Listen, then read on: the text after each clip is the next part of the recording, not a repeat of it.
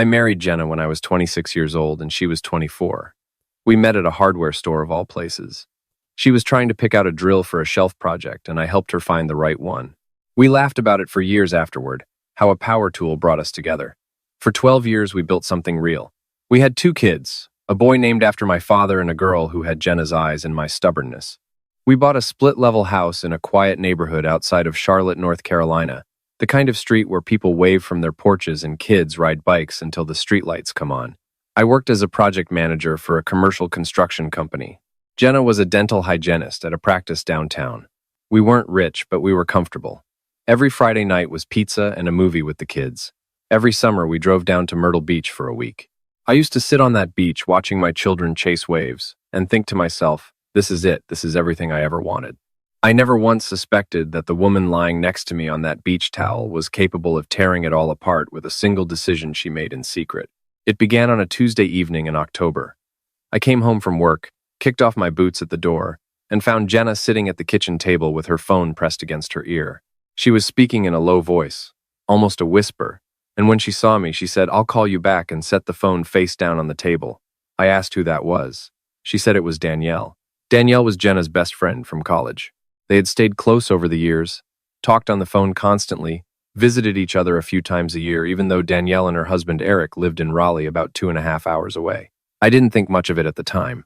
Jenna and Danielle were always on the phone, but something about the way she flipped that phone over and wouldn't meet my eyes stuck with me. Over the next few weeks, I noticed things. Jenna had doctor's appointments she hadn't mentioned. I found a receipt from a clinic I'd never heard of tucked into her purse when I was looking for the car keys she'd dropped in there. She was on her phone constantly, texting late at night, stepping outside to take calls. When I asked about it, she brushed me off. Just girl stuff. Danielle's going through some things. I let it go because I trusted her. 12 years of marriage, and I had never once had a reason not to.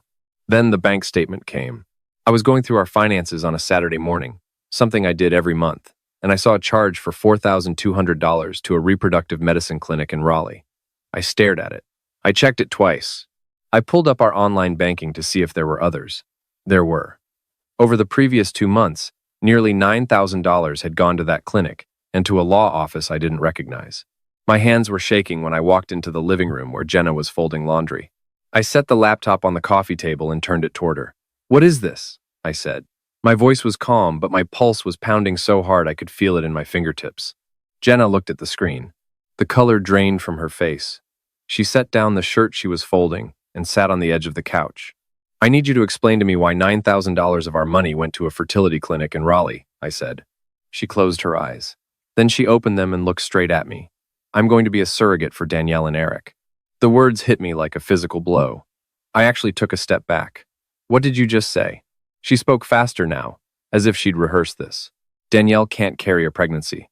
She's had 3 miscarriages in 4 years. Her doctor told her another pregnancy could be life-threatening. They've been devastated.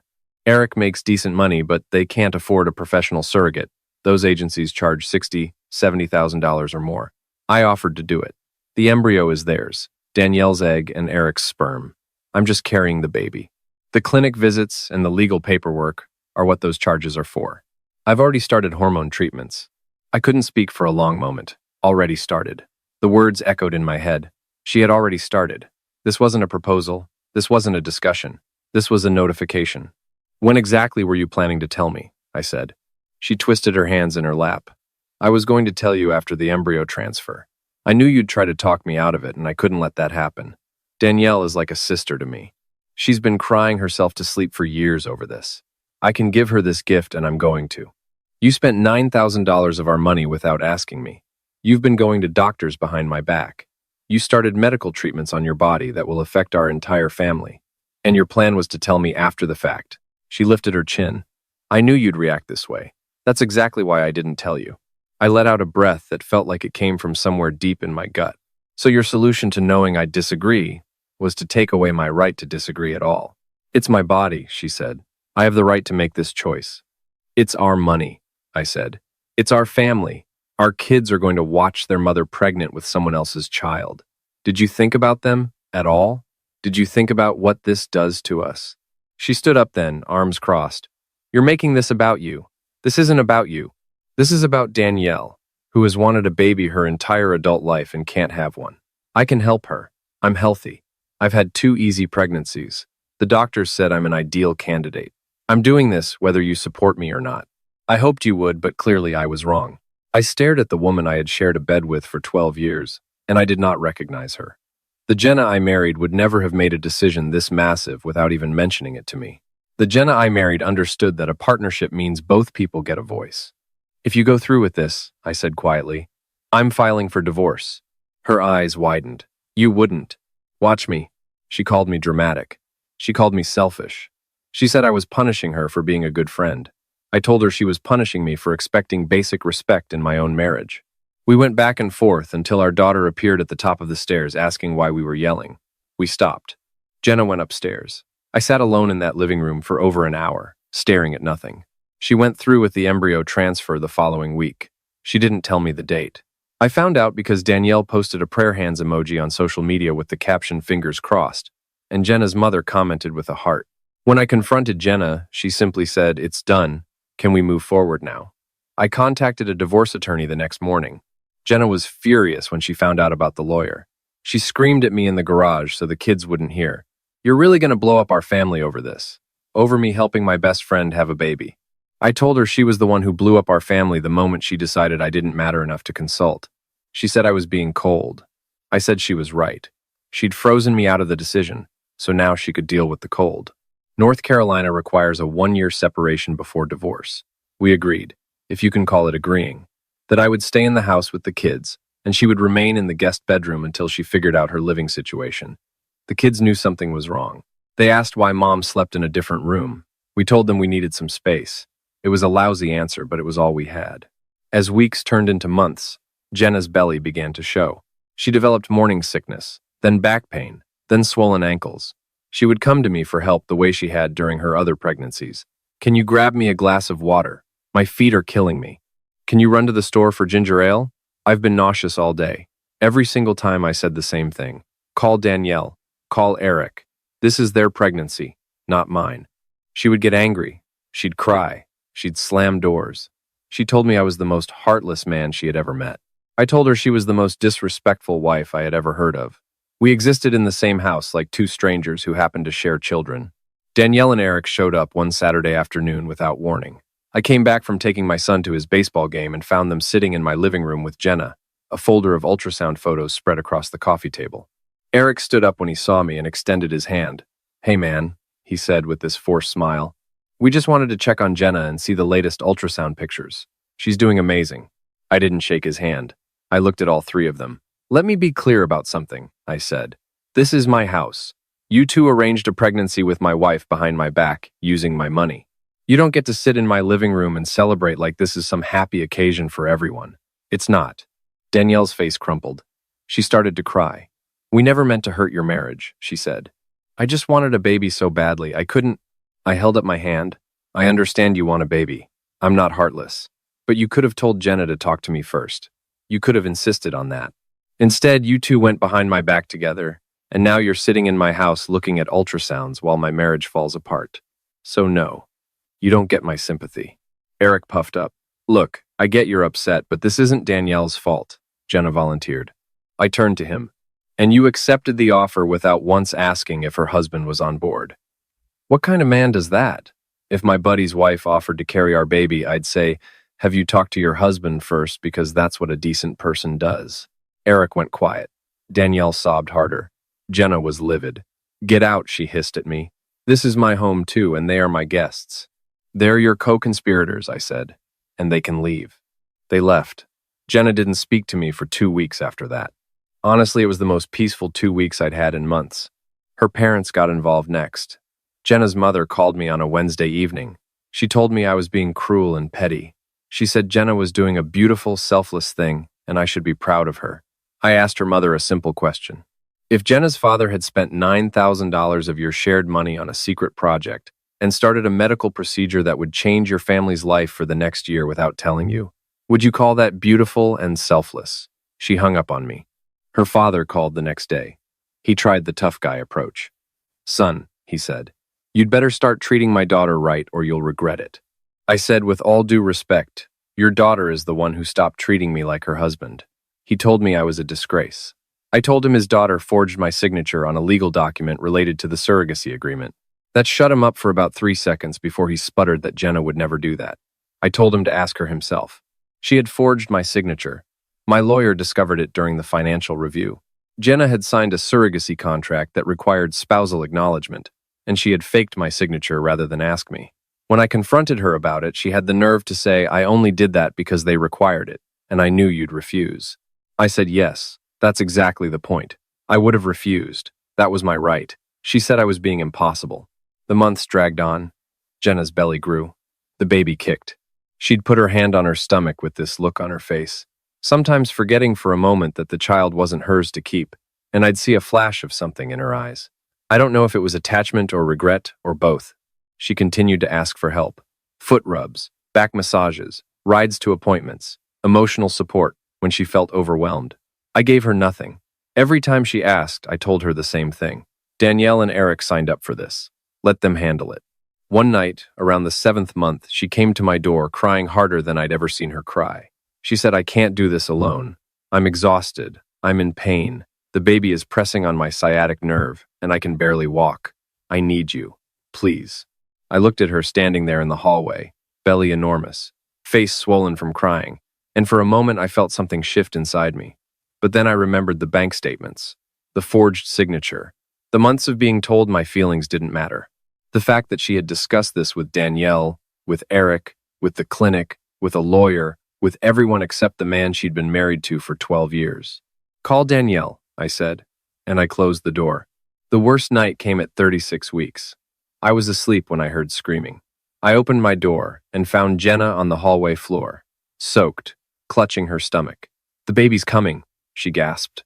"Something's wrong. It's too early. There's too much blood. Please drive me to the hospital." I saw the blood on the carpet. I saw the terror in her eyes. And I made a choice that a lot of people will judge me for. I pulled out my phone and called 911. I told them my address and that a pregnant woman was in labor with complications. Then I said to Jenna, "The paramedics will be here in minutes. I'm going to wake the kids and take them to the neighbor's house so they don't see this." She grabbed at my arm. "Don't leave me here alone." I pulled my arm free. "You chose to do this alone, Jenna. You made that very clear." The ambulance arrived in 8 minutes. I watched from the porch as they loaded her onto a stretcher. Danielle called me 20 minutes later, hysterical. I answered and said, "Your surrogate is at Mercy General. You should probably get down there." Then I hung up. The baby was born premature but survived. A boy. Danielle and Eric were at the hospital, but Danielle had her own health issues flaring up, something autoimmune that stress made worse, and Eric was running back and forth between Danielle's room and the NICU. Jenna spent 3 days in the hospital recovering from a complicated delivery. Her mother called me 17 times during those 3 days. I answered once and said, "Lisa is not my responsibility during this pregnancy, and she never was." I shouldn't have said Lisa. I said Jenna.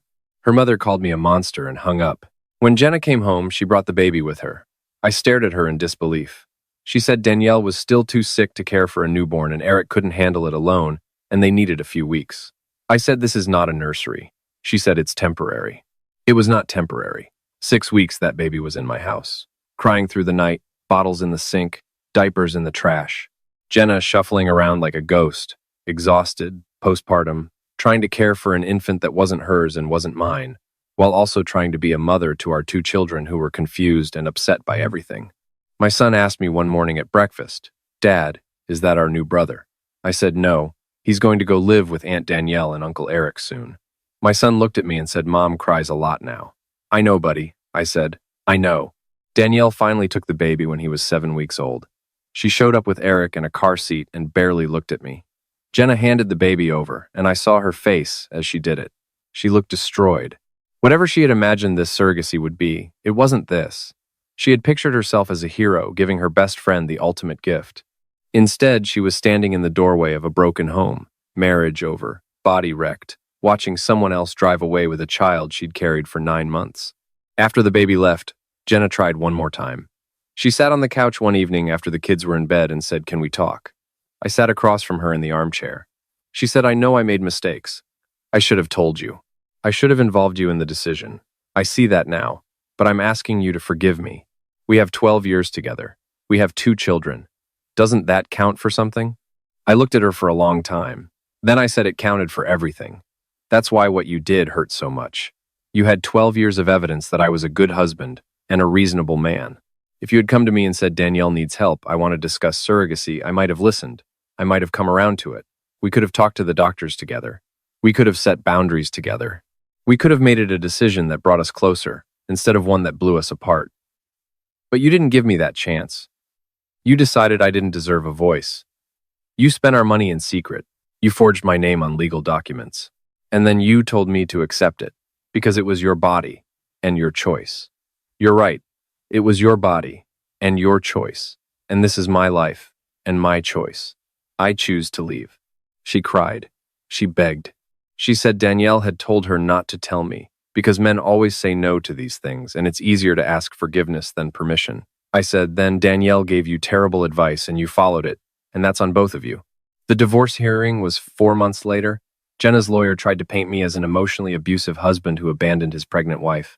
My lawyer presented the forged signature, the unauthorized withdrawals from our joint account, the surrogacy contract signed without my knowledge, the timeline showing that Jenna had been deceiving me for months before I ever found out. The judge, a man in his 60s with reading glasses and no patience for nonsense, reviewed everything carefully. He said that Jenna's decision to enter into a surrogacy arrangement without her husband's knowledge or consent, and to use marital funds and forge his signature to do so, represented a profound breach of marital trust and financial responsibility. He awarded me primary custody of our children. He ordered Jenna to reimburse the marital estate for the funds she had spent on the surrogacy. He denied her request for spousal support given the circumstances. Jenna sat at her table with her hands over her face. Her mother was in the gallery crying. Danielle was not there. Neither was Eric. Outside the courtroom, Jenna stopped me. She looked 10 years older than she had a year ago. She said, I never thought it would end like this. I just wanted to help my friend. I said, I know, and I believe you. But you chose your friend over your husband, and this is where that choice led. She asked if I could ever forgive her. I told her honestly that I didn't know. Forgiveness wasn't something I could manufacture on demand. What I did know was that our marriage was over, and nothing was going to change that. In the months that followed, I settled into a new rhythm with my kids. Mornings were calmer, evenings were quieter. We ate dinner together every night at the kitchen table and talked about school and sports and whatever cartoon they were obsessed with that week. Jenna moved in with her parents initially, then found a small apartment. She saw the kids on weekends. She was a good mother when she was with them, and I never interfered with that. Whatever she'd done to our marriage, she loved those children. As for Danielle and Eric, I heard through mutual acquaintances that things weren't going well. Eric's company downsized, and he was scrambling for work. Danielle's autoimmune condition required expensive treatment. They had a newborn and mounting bills. The baby Jenna had sacrificed everything to give them was born into financial chaos and medical uncertainty. Jenna told me once during a custody exchange that she regretted the whole thing. She said Danielle barely called her anymore. She said the friendship that had been worth destroying her marriage for had essentially evaporated under the weight of everything that happened. She said Eric blamed Jenna for the stress that worsened Danielle's condition. She said she felt used. I didn't say I told you so. I didn't need to. Life had said it loudly enough. My son asked me one evening while we were building a model airplane together if I was happy. I thought about it. I told him I was getting there. He said good and went back to gluing the wing. People ask me sometimes if I was too harsh, if refusing to help Jenna during the pregnancy was cruel, if I should have driven her to the hospital that night instead of calling an ambulance. I understand why they ask. On paper it sounds cold, but here's what those people don't understand. Jenna didn't just decide to carry a baby. She decided that my opinion, my consent, my financial contribution, and my signature could all be taken from me without my knowledge. She decided I was an obstacle to manage, rather than a partner to consult. She weaponized my trust, and then asked me to act like nothing had changed. I didn't punish Jenna. I simply stopped pretending that a marriage still existed when she had already made it clear, through her actions, that it didn't. She made a unilateral decision. I made mine. She chose Danielle's dream over our partnership. I chose my dignity over her comfort. If that makes me cruel, then I'll accept that label. Because the alternative was swallowing my self-respect and playing the supportive husband in a situation I never agreed to, never wanted, and was never given the basic decency of being asked about. And that was something I was not willing to do. Not for her. Not for Danielle. Not for anyone. 12 years of marriage ended because my wife decided I didn't deserve a conversation. That's the part that stays with me. Not the surrogacy itself, Not the money, not even the forged signature. It's the fact that the woman I loved, the woman I built a life with, looked at me and decided I wasn't worth talking to about something that would change everything. That's what broke us. And that's something no amount of tears or apologies can fix. I have my house, I have my kids, I have my Friday night pizza and my Saturday morning baseball games. And for the first time in a long time, I have peace. Was it worth the price? Every single penny.